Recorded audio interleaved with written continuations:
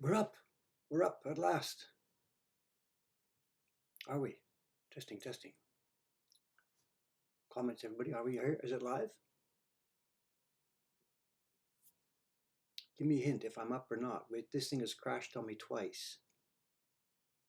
Testing. 1, 2, 3. Mic level maximum. No Santa suit. So we are up, right? We are up. Bit silent. It's the microphone built into the iMac here today. This has no audio input. Am I audible? This is the third floor of the shop in the area that we're renovating for the office, so there's nothing interesting for us to see here behind me today. I know the printer's room is at the left, at my right down there, and the room where we do the paper sizing and do the block making is at the other side of it. And the reason I've come upstairs is because I want to use the new iMac here and get closer to our main router. Because the plan today is to stream to you some video. I've got a copy of a film here made by the Watanabe Company in 1957. And it was a film that was made just after the death of Kawase Hasui, who had been their main artist for pretty much the whole of the 20th century up to that point. And it's a film showing the production of one of the Hasui prints from the very beginning. They went out to the countryside with him to look for places that would be suitable for a print design, followed him around and watched him as he looked and sketched, brought the sketch back to the company, did all the drawing, did the preparation, and then all through the print carving and printing. It's about a 40-minute movie. And what I've done here, there's going to be no loud sounds here at all. You're going to hear nothing but my voice today. The movie that we're going to show has no sound. So all you're going to hear is my voice, and there's no hammers involved today. So don't worry about the voice. Anyway, to get back to the point here, it's a 40-minute film. Actually, it's about a 50-minute film in all. And I've got it split into 5 pieces. And the original thing that I've got from them is taken from a 16mm film, and the sound gradually gets out. They cut it and start again, and the sound gets out. And what the sound is, it's Hasui himself narrating what we're going to see in, of course, Japanese. So given that 1, the sound is no good on the film, and 2, that there's awful background music, too loud, and 3, you don't understand Japanese anyway, most of you, what I'll do is I'll just put the sound off those videos, and I'll just play the video, and I myself will explain bit by bit what we are seeing today. The first one is very slow and nothing much happens, so please hang on for this. There's 4 parts. The first one is just showing scenes of Tokyo after the war, and it gets slowly building up to the idea that Hasui's going to get away from Tokyo and go out to the countryside. And then we see him choose a location and design and draw. Well, we'll talk about it when we go through it. There's no point in explaining what you're going to see and then show it to you. Let's just get started. The video is pretty much fill the screen here. Let's just go. It'll take 40 minutes altogether, so this is going to be probably a short stream today. I'll watch for questions as we go. I've got the chat stream up here, and whatever, fire in your questions. The problem here is that due to the broadcasting software I've got here, I won't be able to pause this thing. I've got the 4 parts, and once I start it, I've got to play it right through to the end. If I pause it, it starts again back at the beginning. It's a quirk of the broadcast software here. So we're just going to see this thing straight through. Maybe if there's parts that you really have a question about or something later on, send it to me and I can make a clip for something later on. But anyway, let's just play. First up, what we're going to see is this. This is an image of the print that we're going to make. It's in the Horyuji area near Nara in Japan. That's why in the video you'll see him on the train going out there. And there's 2 prints that he made from that visit. The one here, the one vertical format print, is the one that says West Horyuji. It's west of the temple near there in Nara. And the other one is east of the temple, East Horyuji. And as we see him walking around the town here in this video, you will see both of these scenes. I'll pop them back up at the appropriate time so we can see them. But these are the 2 prints that were made from this particular episode. He went to Nara in 1956, and by 1957 he was dead. So these are 2 of the final prints that he made. Anyway, let's just go. We can chat about this as it comes. Let me try and key it up here. If there's no disasters, Hasui video part 1 ready to roll.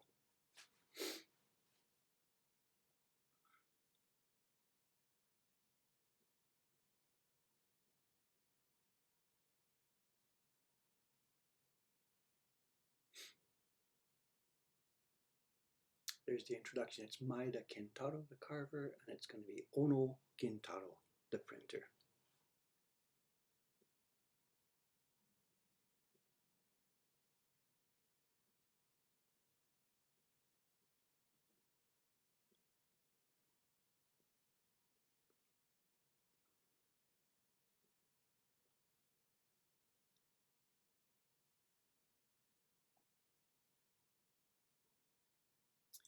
The introduction here, this was again written after Hasui died. It's comparing him to Hiroshige. It's talking about him as the modern Hiroshige, who unfortunately has just now left us. Kawase Hasui.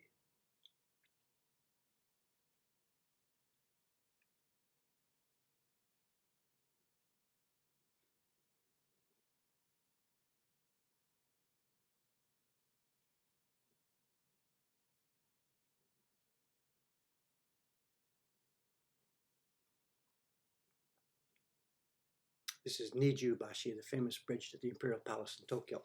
Hasui did a print of that too. I should have teed it up for you. Didn't think about that.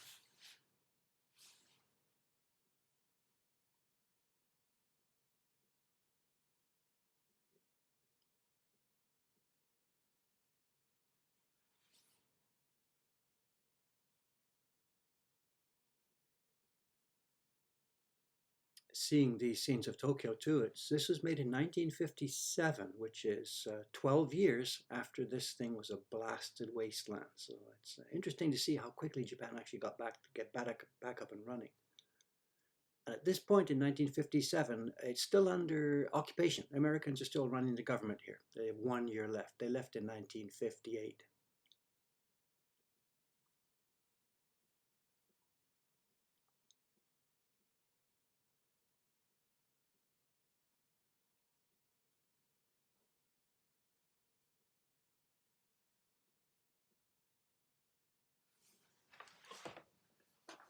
Let me grab another mic input. You can watch this for a minute. I'll get back in a minute.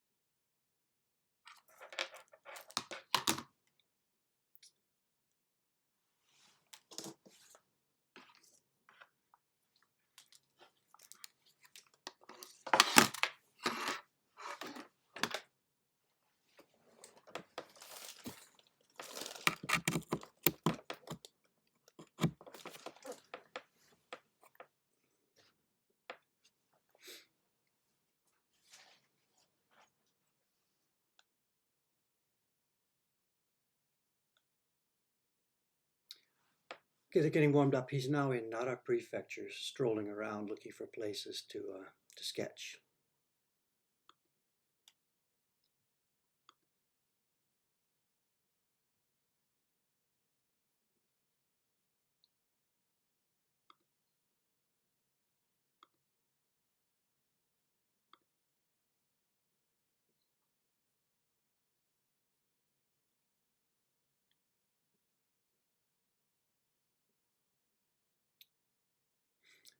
And an interesting part about this is we're not sure if this was done in advance or post.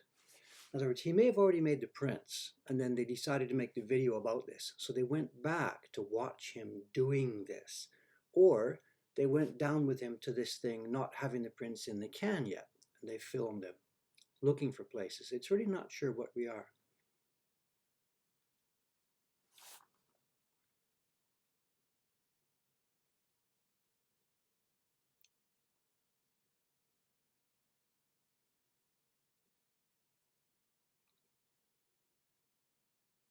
A question in the stream here, is the carver the designer? No, we're going to see a completely classical thing. This is the designer here walking around. This is Kawase Hasui. And as you'll see later in the video, different people are going to actually do the construction, carvers and printers.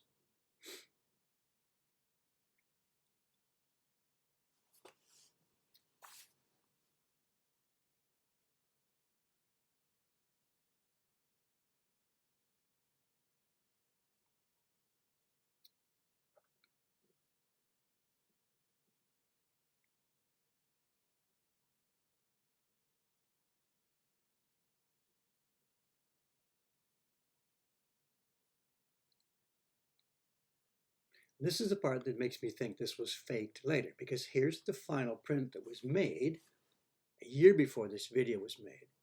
So I think after the print was made, they've gone back to this place, not a prefecture, and they've staged this whole thing, walking around and seeing this location and saying, aha, there's a place that'll make a good print.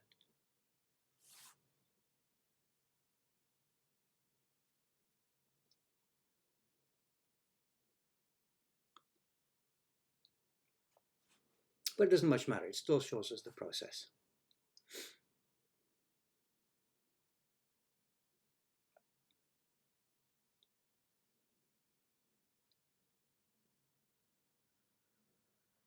This thing's very slow paced at this stage, but once we get back to the workshop, they really rush through it. I wish it was the other way around, but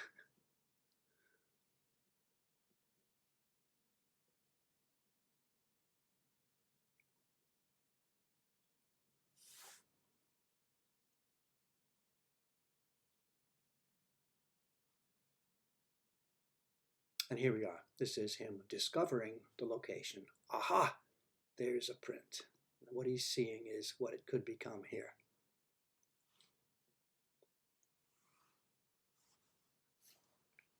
So clearly this is staged, I think.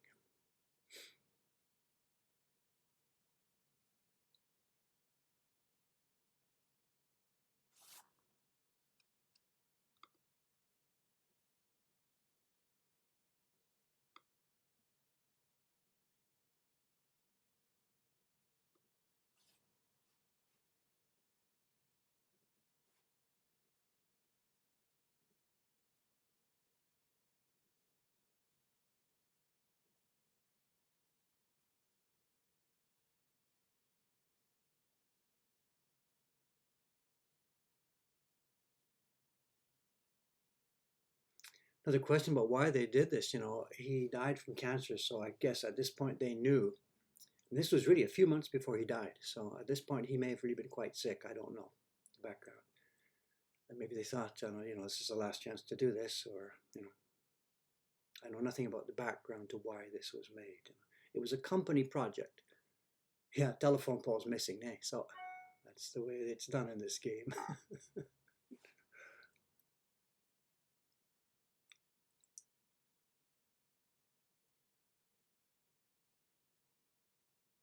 Even if this is staged, though, still, I mean, this is what happened. The guy did. He went for a walk, he looked for locations, and he sketched. And that is how these things were done. There's nothing, it might have been done post actual production, but there's nothing as a lie about it, And this we're going to see time and time again in this video. Here we go.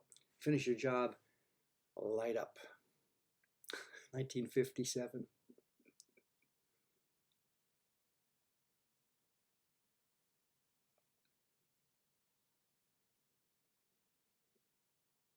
I wonder what kind of cancer he died of. Was it lung cancer? I wonder. I don't know. I have to look it up.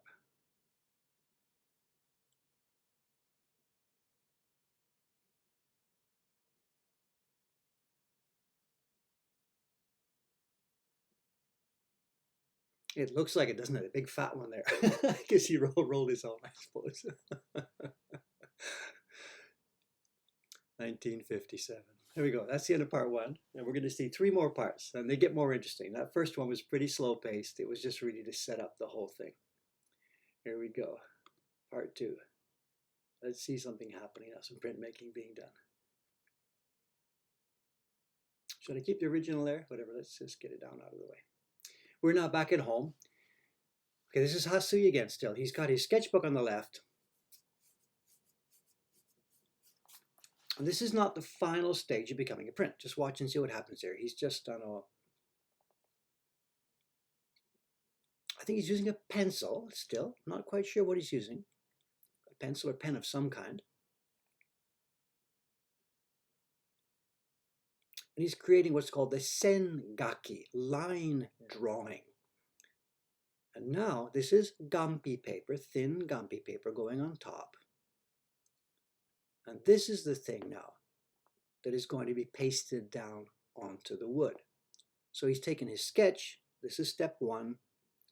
He's made an actual proper drawing of it. Step two. And now step three, this is the sengaki, the piece of paper that will be destroyed in the production that will guide the carver for carving the key block. So what he's drawing now are the things that will become the black lines in the finished print.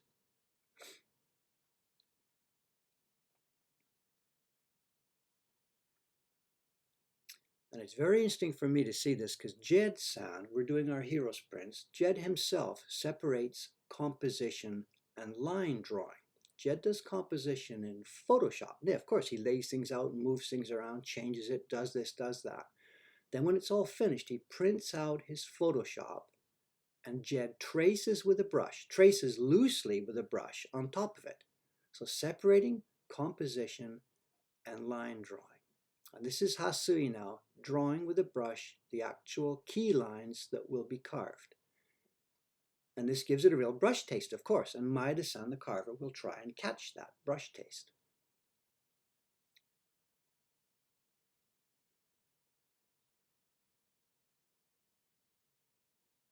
There we are, that's the original artwork now for the print. And this will be destroyed in a few minutes, as you can see.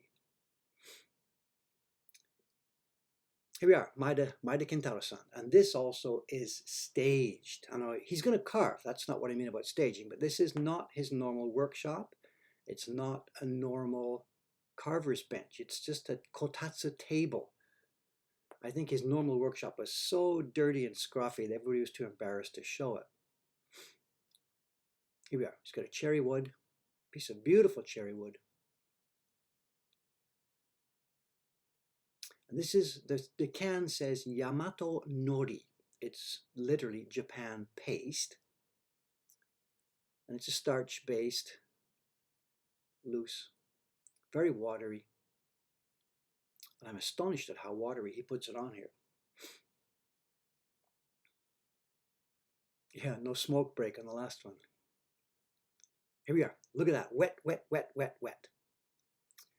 And he taps it now. And this is an important step when you're pasting down an original hanshita. Because what happens is now, look at this. It goes onto the water, quick rub, pull it off before it stretches, and pull it off before it stretches. And if he hadn't tapped it, the thing would stick down to all the flat glue surface. But tapping it puts ridges so the paper doesn't absorb too much water in that split second before he gets it flattened down. This job is only for experienced carvers. Maeda-san would have done all the pasting of all the hanshitas for his whole workshop, even the ones that the other boys were doing. Let it dry for a minute. While it's drying, touch up his knife. It's a Nagara stone on top of a shiageto.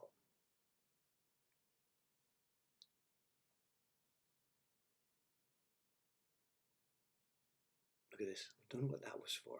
That little circular motion on the bevel. He's mostly on the back of the blade here. The two things we've seen him rub on the back. That's on the back.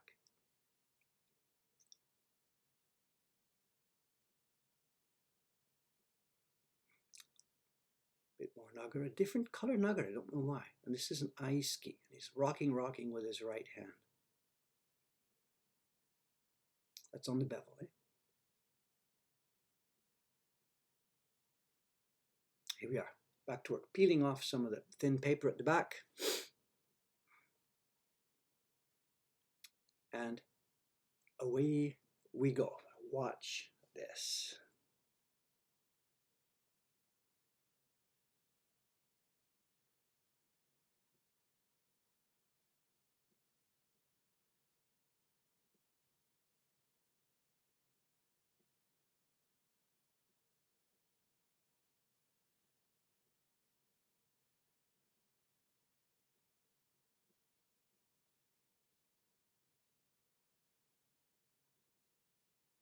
this guy does not fool around.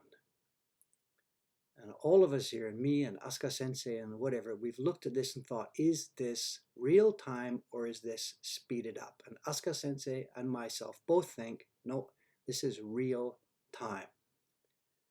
And yet everybody else who's not a carver looks at this and says, no, it's got to be speeded up. It's got to be speeded up. And both of us think, no, actually, this is it. This is real time.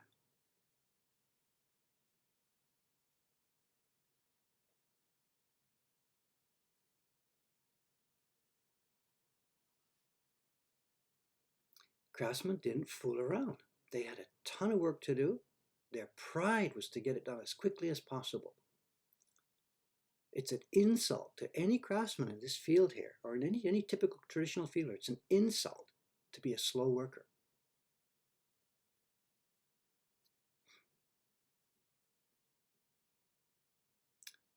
A few other things to notice. This is not ukiyo-e, this is shinhanga. There's no delicate curved brush strokes as in calligraphy style. It's wiggly, wiggly, wiggly, wiggly, wiggly lines.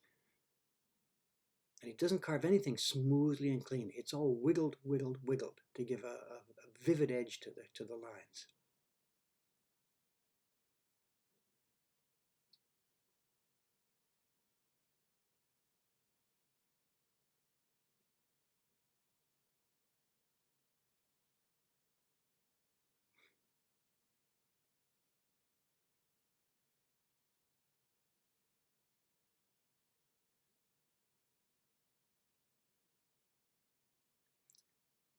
There's also two parts. Now he's cutting white out of black areas and he's cutting white around from black lines.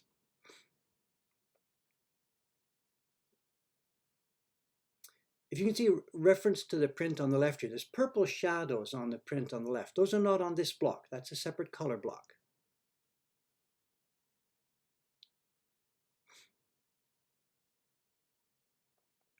What we're seeing is the black outlines and then places like the black inside the trees and the black under the shadows of the building. Those are on this block.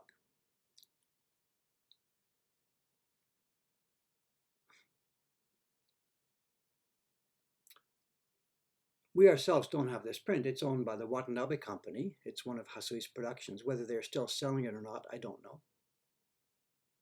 Now, this does look speeded up, you know. I don't think somebody's hand can move like that.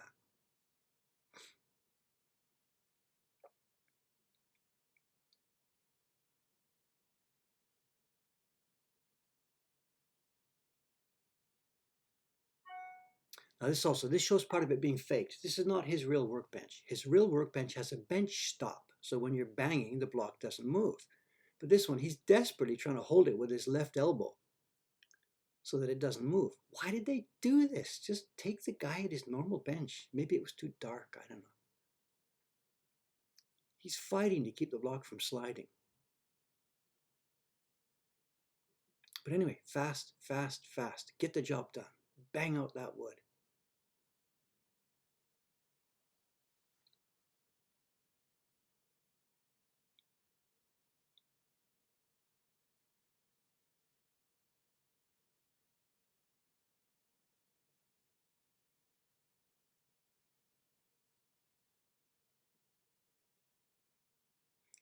Okay, talk about the three stages. We saw stage one a minute ago was the knife cutting the lines. Then he cut all the lines of the entire block with the knife to start with. Then stage two was sarai, clearing out the big wide open areas as close as you can to the lines. You can't get the giant chisel with the hammer right up to the line, of course. So you now move to stage three, and these are done with the aisuki chisels. And that's what he's doing now. He's clearing up. He's clearing the final part between the chiseled out parts and the lines. There we are. That's the finished key block. Over we go now. Oh, I was over to the printer's workshop. That's part three. Anything to say? Should we just move on to it? What we're going to see now is Ono-san's workshop, the printer's workshop. And printing of the print doesn't start yet. We're still in the middle of the carving process. But what we've got to do now is figure out how to make all the colors. And that's the next step. Over we go to Dave. Let's go. Let's go. Part 3. This is fun. I'm enjoying this. I haven't seen this in years.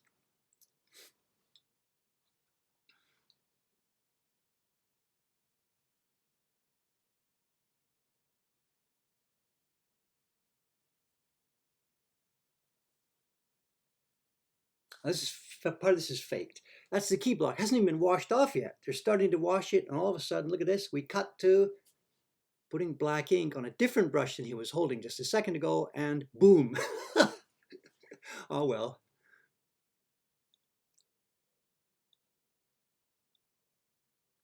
Now, this is not printing paper, as in for making finished prints. This is what we're seeing made now are the things called kyogozuri. This is the act of kyogozuri, printing the transfer sheets. It's dry paper, and it's placed on top of the block, including the registration marks. See them on the right-hand side. The paper didn't go into the marks. It went on top of the marks. Thin, very hard, very well sized paper, which should not expand much at all. Very heavily sized and killed before printing, rub it on a bare block to stretch it out. And again, you're including the registration marks. 1 sheet, 2 sheets. And they're going to make now as many of these sheets as they think they're going to need color blocks, plus a few extra for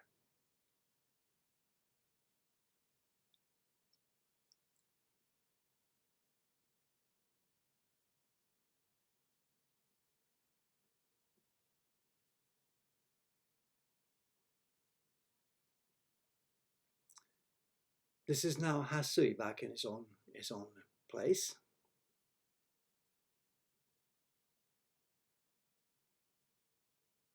No, in the comments, you're talking about registration marks. Registration marks don't exist yet. They were carved on the key block, and they've been transferred to this sheets. And this is how that information will be transferred to the color block. Nothing to do with the edge of the paper here at this point. Okay, he's got his original sketch now from back in the field, the sketch he made with colored pencils. And don't get confused by the fact that he's using a red color. He's just delineating zones. This isn't the zone that's going to be a reddish colored part of the print.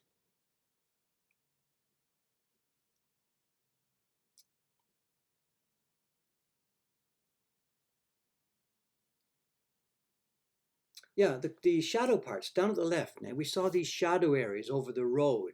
They're not on the key block, but at this point they are on the key block. This is mudabori, wasted carving. Those zones are on here at the moment, just so that they can be transferred to a color block. Here we go.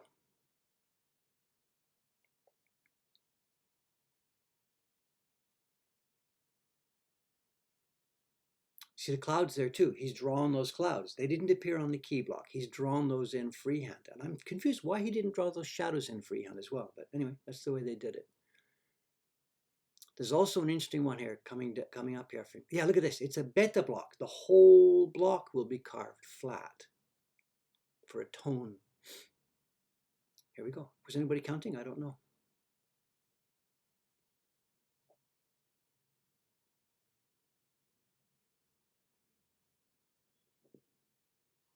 Here we are back in Maida-san's fake workshop.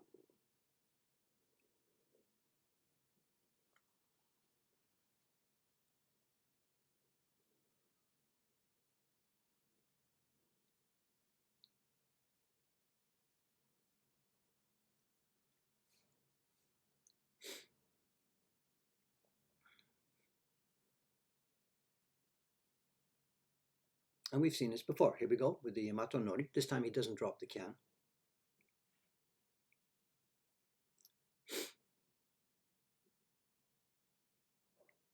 I think it's 5 pieces of wood both sides. Is that what it was? I'm not quite sure. That's a lot of paste. I'm really nervous about what he's doing here. So much paste. If these sheets expand, you're doomed. Middle first, lift quickly, sweep it down. I guess he moves so fast that there's no time for it to expand.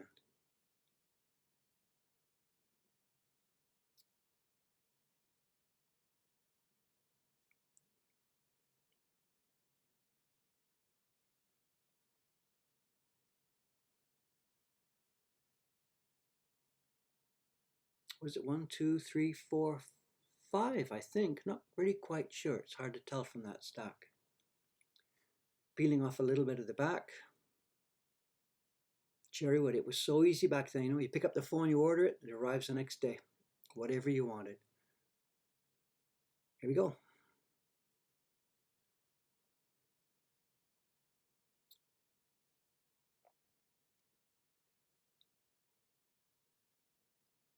When I was making my 100 Poets series in the late 80s and early 90s, I ordered blocks like this. I got 5 or 6 of them every month.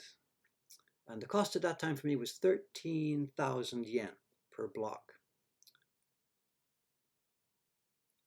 Blank block for Nishikiban size.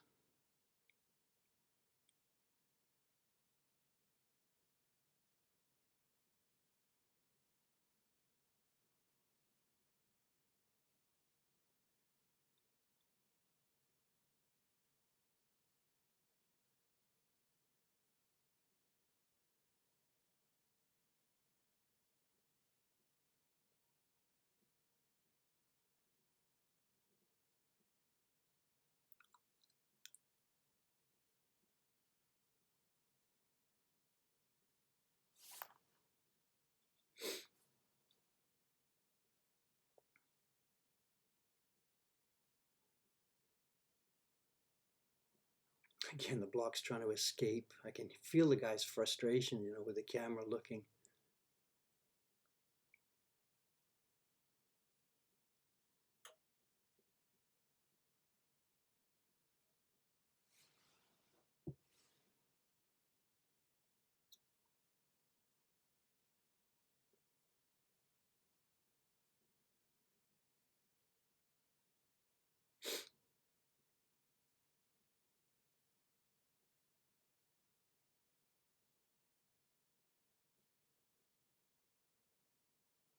But he's not cutting lines here. What he's doing, all up the reddish parts are what's going to be left behind. He's just cutting away everything that's going to be white paper here, and he's leaving behind the reddish paper. That's a cool movement. Look at this. Choop, choop, choop, choop. Got to learn how to do that. Little scooper.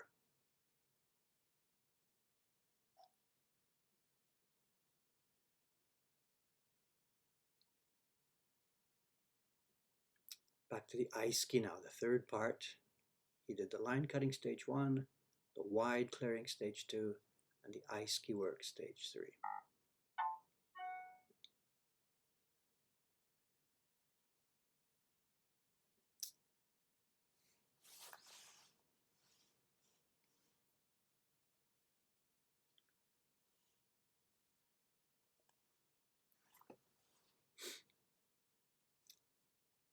Yeah.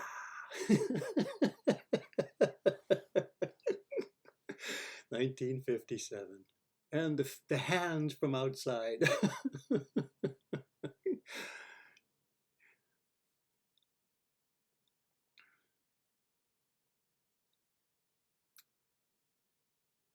One, two, three, four, five. It is. Looks like a key block plus 5 blocks. There we go. That's part, what was that? That was part 3? Yes. One part left, the printing. I wish they'd taken more over the printing, but should we go ahead with this? We're now going to meet Ono Gintaro-san. I never met him. Both these guys were dead before I got here, so I never met them. I've seen tons of their work. I've got a ton of the prints that they've made, but I never met them. And this next guy, if you think Maida-san was fast, you got to see Ono-san. And this is real. I mean, whatever. Let's just have a look at this. I need a mystery hand. Where's my tea? Tea, coffee, please. Here we go. This is Ono Gintaro, and my God, what a master this guy was. Just what a master. There's a baron. We're going to see him recovering a baron first. Extra bonus here. This is a bamboo sheath. It's not a bamboo leaf. That's a different part of the plant. This is the sheath that falls off the trunk of the bamboo. He moistened it a bit, and now he's breathing hot air, breathing down. It gives it soft and warm. Because what you've got to do with this bamboo is you've got to stretch it out, make it moist, tie it on, and then when it dries out, it dries like a drum. He's stretching it horizontal against the grain, so it's so easy to split. Stretching it wide. He's killing the strongest fibers here now, using the back of a pair of scissors to kill the bumps so that this thing is kind of smooth. And on the outside too, there's quite a bumpy surface on these things, and you've got to kill it so that it's smooth and doesn't tear the paper. And you're rubbing against the grain so it splits so easily. Go, go, go, go, go, full power, full power. And that bamboo skin has now been stretched, a good big portion, 10-15% wider than it was. Cut off some unneeded parts. This is a shape that we don't use anymore. And Goto-san, the barn maker, saw this. I watched it together with him. He's like, what? You don't do it like that. But here it is. Ono-san does it like this. Twist, twist, twist. Keeping it as tight and tight and tight as you possibly can.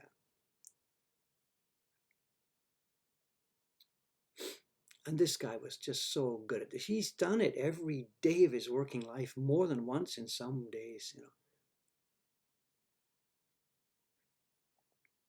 Pull it in tight, tight. That's the operative word here, tight. Hold down what you've done with one hand. And this is the part you need 10 fingers for.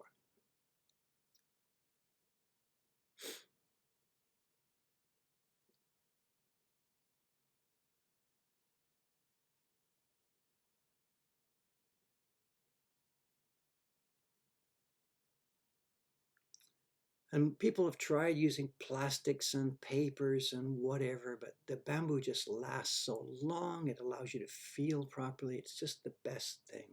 Yeah, he would have done this since he was like 12 or 14 or 16. He probably, I don't know if specifically his information, he probably would have finished middle school. Everybody finished middle school. And then he would have gone to a printmaking workshop. He either might have chosen it or he would have been sent there by his family. This is also really different from the way we do it. He's got a stack of fresh paper. How many is he picking up there? 2, 3 at a time? I'm not sure. It's not one by one. Excuse me. And over to his left, there's a moistened stack of heavy cardboard. It's already moistened. You'll see it in a minute, just a sec.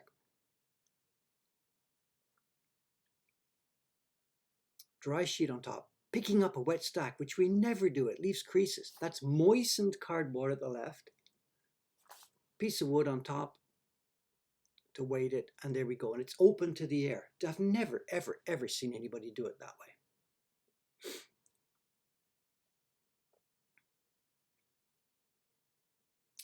Powdered pigment.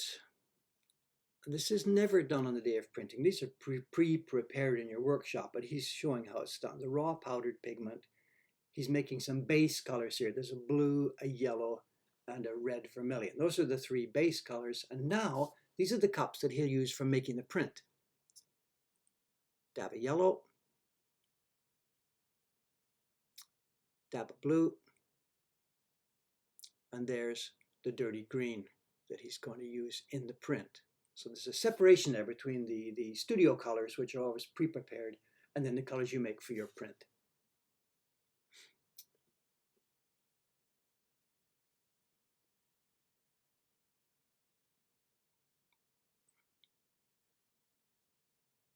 This is black. This is the key.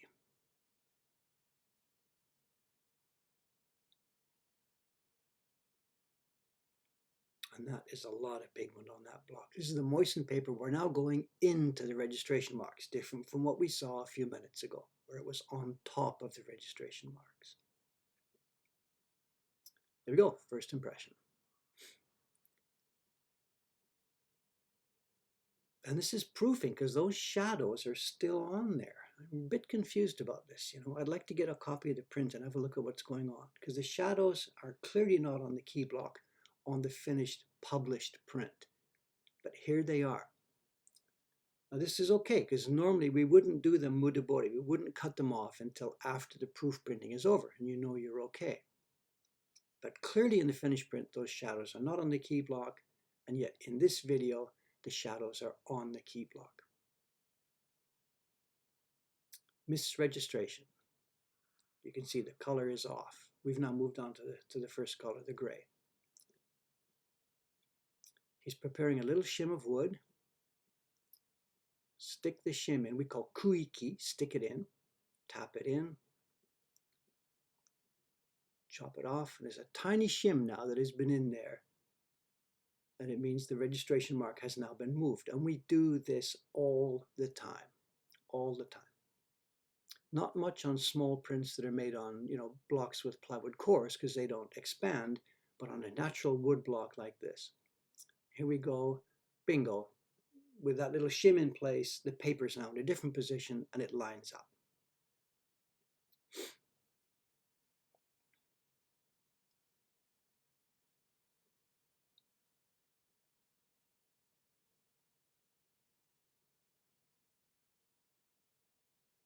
And this block has already been used, so a lot of this is staged after the print was finished, I think. I don't know.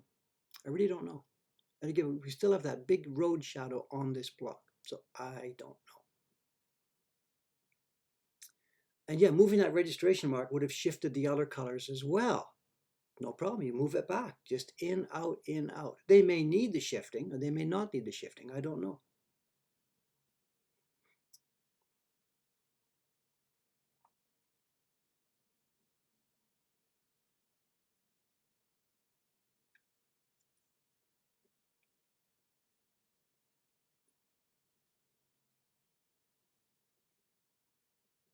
You can now see in his left, he's got this moistened cardboard stuff over there, The paper has to stay moist all the way through the process. There's also something interesting. If you can see on the top border has a chip out of it. About sort of 40% of the way in from the left-hand side. There's a chip in the top border. And if you look at the little image of the print down at the left-hand side, you can see there's a chip in that thing as well.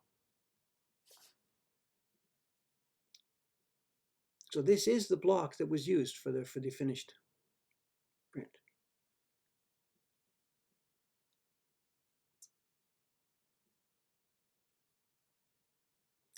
He's wearing a hakama, workman's samue, workman's clothes, but the sleeves are a bit too big, so he's got the sleeves tied up, and there's tied up with the thing they call taski. They're the strings, cords that a woman in the kitchen of those days or a guy in the workroom in those days, they tie up your sleeves so they don't get in your way. Taski.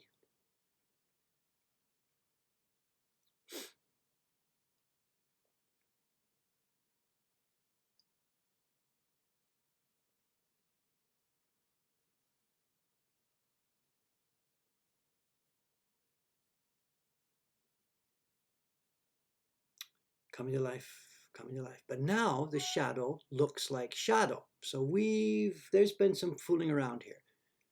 2 minutes ago, when we had the key block in first and second colors done, the shadows were on the key block. And now the shadows are not. So we've had some games played here.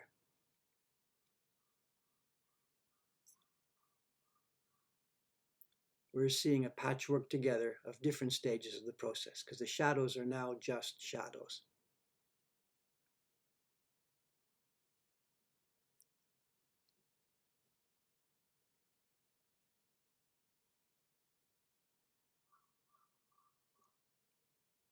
Gradation at the top of the sky.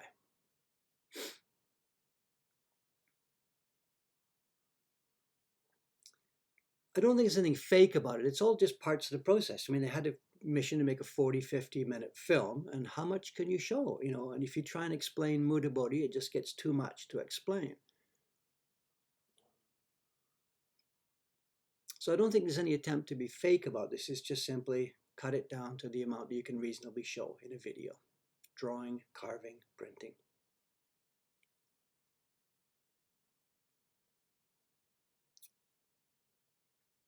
Are you ready for it? No, he's a non-smoker. It's tea.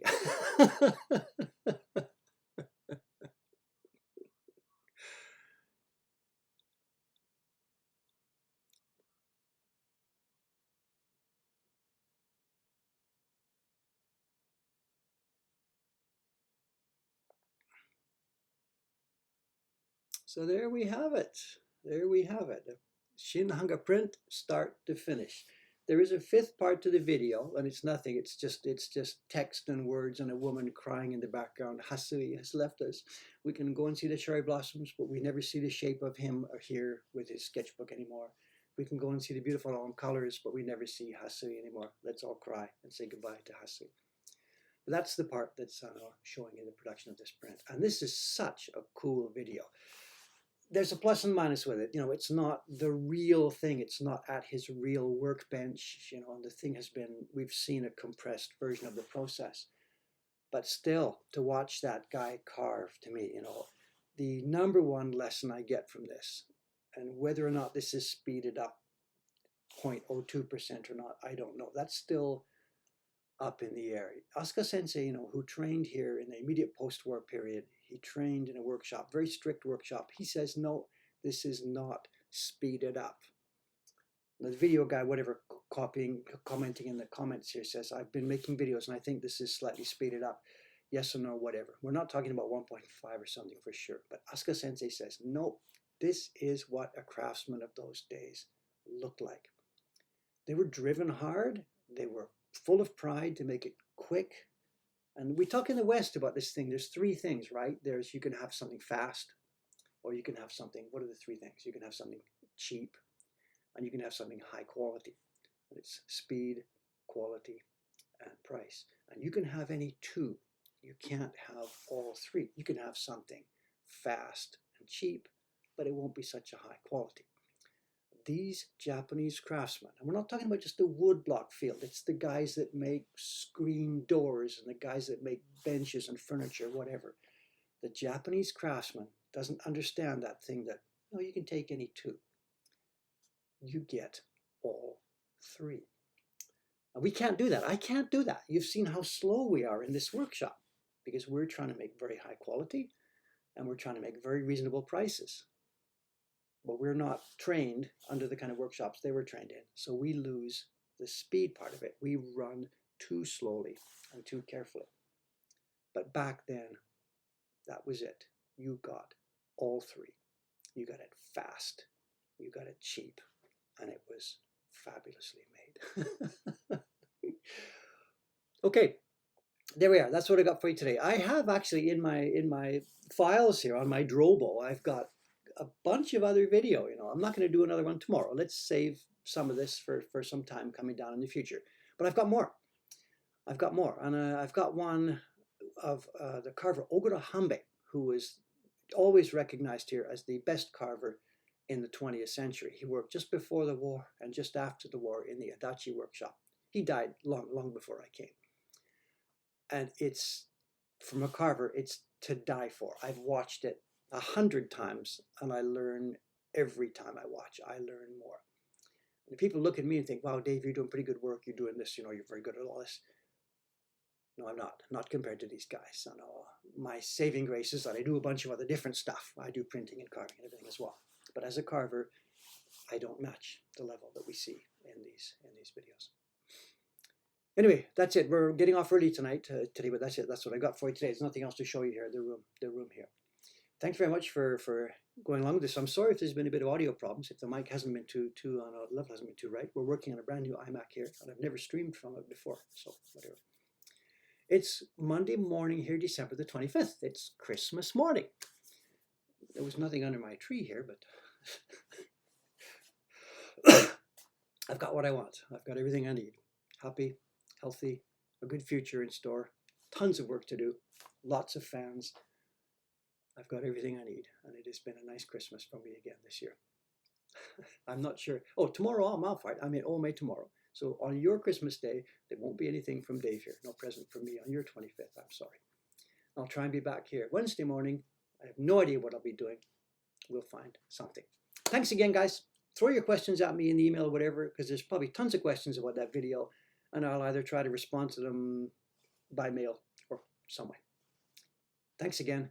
See you next time, and have a good Christmas wherever you are.